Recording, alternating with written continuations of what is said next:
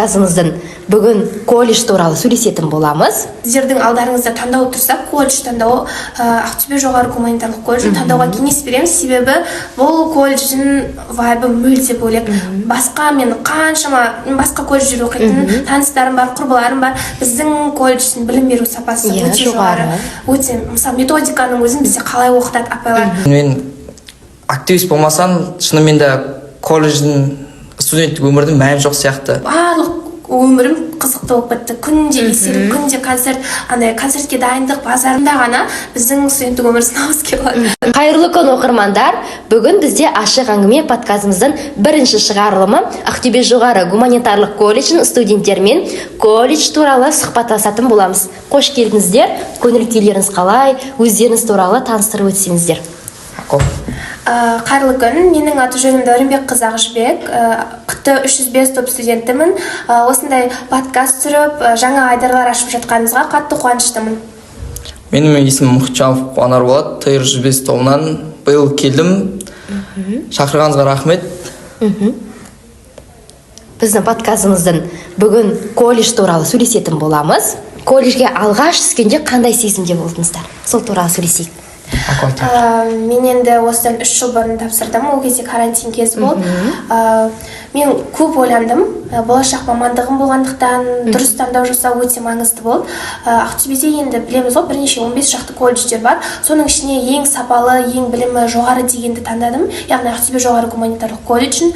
Өте андай бір түрлі сезімде боласың. Алғаш келген кезде қорқыныш болады, 9-дан кеткен дұрыс па, дұрыс емес па, сондай ойлар мазалайды. Алайда қалай мен кірдім колледжді балдырған аттап, атмосферасы колледждің, жылы қарсы алды. ағайлар, апайлар барлығы деген күліп документті қабылдап осындай мамандық жақсы былай деп маған сразу түсіндіріп көмектесті. Қалай мен грантқа істегенімді білдім, түскенімді білдім. Бірден қуанып, осы колледжге түскеніме қуанып, қазіргі күнге дейін де өкінбеймін осы сияқты оқып жатқаныма. Өте керемет. Мен биыл осы жылы түстім. Ең алғаш ТР тобы группасы алғаш ашылған кезде енді біз норматив тапсырып түстік. Қорқыныш болды, 70 шақты бала болды бізде дейтін, өте қорқынышты болды. Түсем ба, түспеймін ба, ата-ананың үмітін ақтайын ба, ақтамайын ба, бірақ енді біз нәтижені көп күттік, енді инстаграмды бақылап отырдық. Және менде де өте біртүрлі сезім болды түскен уақытта. Анам көріп, ата-анамның үмітін ақтағаныма өте қуандым. Және колледжге алғаш келгенде көп мен бір-екі танитын адамдарым болды, бірақ және сөйтіп араласа келе, және мені қолғанат еріктілер ұйымына шақырған болатын. Осы АКО қолғанат еріктілер ұйымы мен колледжді танып жайлап сөйтіп. Және колледж маған ұнады, жалпы негізі колледж ұнады. Басында келгенде карантин болған кезде бізде барлығы маскамен жүретін болды. Андай ол қазір ғой мысалы қыздар деген күшті неше түрлі әдемі киініп жүреді. Ол кезде бәрі ақрубашкамен и маскамен жүреді дейтін. Вообще андай артушка дейді ғой шамалы. Сондай студенттер болды да барлығы деген. Қазір қарасақ, қазір қыздар укладкамен жүреді. Әп-әдемі солай қарап отырсақ, сол 3 жылдағы өзгеріс байқалады. Колледждің деңгейі өзгерген. Яғни жыл сайын колледжіміз біздің дамып келе жатқанын байқай аламыз. Студенттер бос уақытын қалай өткізеді? Сіз бос уақыттарыңызды қалай өткізесіздер? Колледждің тыс шараларға қатысасыздар ма? Шаралар ұнай ма? Біз енді активист болғандықтан, ерікті болғандықтан осы барлық шараларға қатысуға тырысамыз. Енді егер де сен активист болмасаң, сен студенттік өмірің қызықсыз болады. Ол 100% гарантиямен, өйткені қалай ол сен келесің сабаққа, лекцияны жазасың, оқисың, үйге келесің, жұмысқа барсың, жұмысқа барып келесің, солай уақыт өте береді. Сен колледжде белсенді болсаң, таңнан кешке дейін колледжге өзіңнің құрдастарыңмен, достарыңмен жүресің, концерттерге дайындық, достар табасың. Жаңа орта, жаңа ол деген өзіңнің жеке өміріңе де мысалы әсер етеді, опыт аласың деген сияқты тәжірибе аласың, мысалы қаншама нәрселерді үйретеді. Соның барлығы студенттік өмірді қызықты қылады. Мысалы мен өзім активист болғаныма өкінбеймін. Бос уақытта біз деген достарымызбен қолғанат еріктілер ұйымымен жүреміз, дайындаламыз, және де біз спорт залымыз бар, коверкингіміз бар, сол жақтарға әңгіме айтуға болады, және спорт залға доппен ойнап сөйтіп. Колледж қызықты, бос уақыт өткізуге болады. Бірақ Аку айтып кеткенмен, активист болмасаң, шынымен де колледждің студенттік өмірдің мәні жоқ сияқты. Өйткені бүйтіп группаластарыма қараймын, келеді сабаққа, қоңырауда бірге жүреміз. Сабақ біткен бойда олар үйлеріне айтады, ал біз группада 3-4 баламыз, активист. Біз дейтін қалып, неше түрлі шаралар, мысалы осындай жаққа шақырып жатсыздар, және хабарландырулар айтамыз көптеген. Жалпы бос уақыт өткізуге болады. Колледждегі осы студенттік шақтағы қызықты бір оқиғаңыз есіңде ма? Колледжде групповой өздерінің топтарымен бірге бір байқауға дайындалып жатырсыздар. Сол сәттегі бір қызықты бір естелік бар ма? Ол не ғой, бірінші курста осы қолғанат еріктілер неме кірмес бұрын осы организаторлар ең басында ашқан қыздар ұлттар сайысын істеді. Әр группаға ұлт түсі жеребе арқылы бізге үнді ұлты түскен болатын. Ол кезде қыты 105 болдық біз. Біздің кураторымыз Бибігүл апай болды кезде. Соған дайындық сонда ең алғашқы мен группамен қатысқан бір іс-шарам болды. Сол есімнен кетпейді. Каждый концертті Ақтөбе жарының ішінде отырмыз. Күн деген ысып тұр, май ғой, ол кезде мамыр айы. Күн ысып тұр. Бәріміз инстаграмнан прокатқа костюм іздеп, ана жерде осы біздің кураторымыз Динада тамақ алып жүрген ғой, продукт алып жүріп. Біледі ғой, бізге Индия түскен бір индус қызды ұстап алып, соған ақша ұстатып, мен группама тамақ істеп беріп келіскен ғой, апайымыз. Куратордың жағынан андай поддержка дейді ғой. Сол есімізде қалып қойды. Сол кезде біз бас жүлде алдық. Ақыры еңбегіміздің ақталғаны, сол сезім, сол сәт менің есімде қалып қойды. Содан кейін мен еріктілер құрамына кіргеннен кейін уже мен барлық өмірім қызықты болып кетті. Күнде еселіп, күнде концерт, андай концертке дайындық, базар мен колледждің арасында жүресің, ана жерге барасың, мына жерге барасың, қарпалыс күнінде. Сонымен қызық өтіп жатыр. Менде де бір қатты бір қызық болған жоқ, бірақ енді қолғанат ұйымымен жиналған әр сәт өте қызықты өтеді, күліп тұрып, есте қаларлықтай өтеді.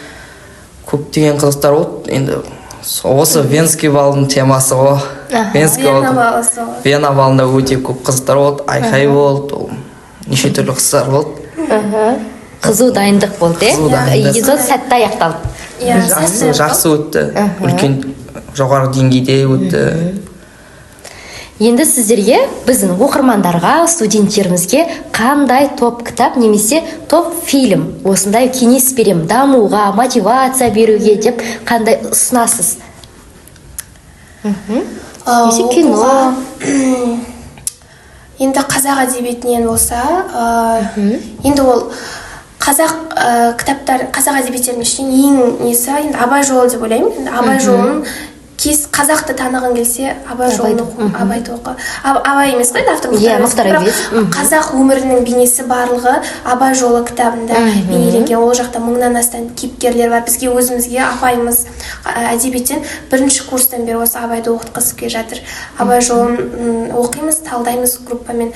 Ол сенің болашақта, мысалы, кез келген ортада біліміңе де, енді классика ғой, былай қарап отырсақ, ал былай мотивация беретін кітаптар өтіп өзім көп оқымай кеткен психологияны. Біздің оқырмандарға, студенттерге қандай кеңес бересіздер? Ең бірінші, қазір студенттерге айтайын, студенттер осы студенттік шақ, студенттік кез ол мүлдем қайтып келмейді. Біз кеше ғана бірінші курсқа келген сияқты, ал міне үшінші курс, төртінші курсқа қадам бастап жатырмыз. Әр уақытты бағалай білу керек. Және де, мысалы, активист боламын деп, сабақты да ұмытпау керек. Себебі енді ол біздің болашақ нанымыз деген сияқты, сабақты оқу керек. Әрдайым апайлардың көңіліне шығуға тырысуымыз керек. Себебі апайлар бізге қолдап беріп, бізге түсіністік танып жатады, иә, біздің апайларымыз.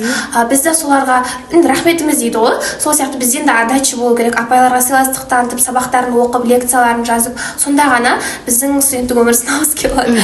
Жас талапкерлерге айтатыным, егер сіздердің алдарыңызда таңдау тұрса, колледж таңдауы, Ақтөбе жоғары гуманитарлық колледжін таңдауға кеңес беремін. Себебі бұл колледждің вайбы мүлде бөлек.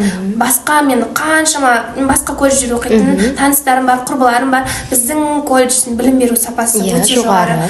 Өте, мысалы, методиканың өзін бізде қалай оқытады апайлар. Соның барлығын көре тұра мен осы колледжге түскеніме кәдімгідей қуанамын. Себебі менің білімім өзім басқа, мысалы, құрдастарыма қарағанда жоғары деп айта аламын. Біз оны қаншама жарыстарда да дәлелдеп жүрміз деп ойлаймын. Студенттік өмірді қалай қызықты өткізу керек. Енді жаңа активист боламын деп сабақты ұмытып кетуге болмайды енді. Бірақ енді группамен шыққанда да және достармен шыққанда да қалып қоймау керек. ол бір қалып қойған адам екінші рет ол қосылуы қиын болады ана ортаға. Мысалы группада 3-4 бала мысалы сондай әр ортада болады, үндемейтін, ешқайқа шықпайтын. Сондай балдарға айтарым мен жолдастардан, құрдастардан қалмау керек. Өйткені студенттік өмір оқушы кезден және өскен шақтағы кезден бөлек. Студенттік өмірдің аты студенттік өмір. Және де ендігі алдағы жылда түсетін студенттерге айтарым, аттестаттан жақсы болсын.